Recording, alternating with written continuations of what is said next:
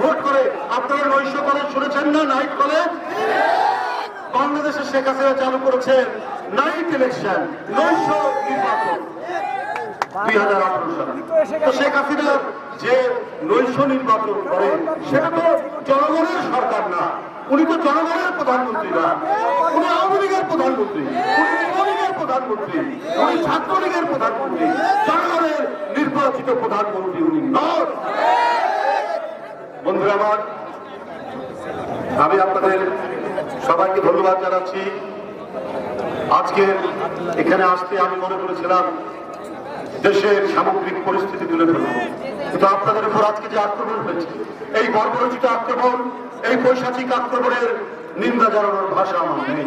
আমাকে পথে পথে বারবার রুহুল কুদ্দুস তালুকদার বলছে যে আপনি সেখানে যাবেন এবং আপনি আজকে যারা আঘাতপ্রাপ্ত হয়েছে, যাদেরকে আহত হয়েছে, তাদের প্রতি আপনি তাদের যে বেদনা, তাদের যে দুঃখ, তাদের যে যন্ত্রণা, তার সাথে আপনি সহানুভূতি জানাবেন।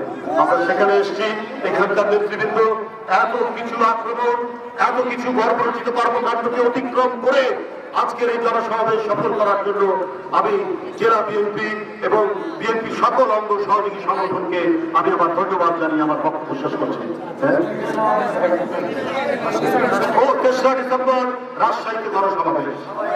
আপনারা জানেন শেখ হাসিনা তো জোর করে ক্ষমতায় আছে।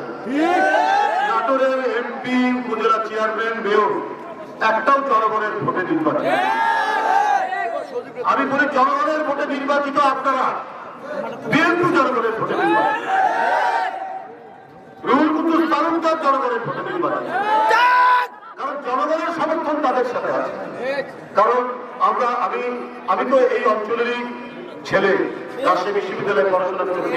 আমরা সেখান থেকে আমরা দেখেছি যে 79 সাল থেকে কখনোই রাজশাহী, নাটোর, নওগাঁ, চাঁপাইনবাবগঞ্জে কি বিরোধী দলে থাক কি সরকারি দলে থাক, ধানের শীষ ছাড়া কেউ ভোট পায় না।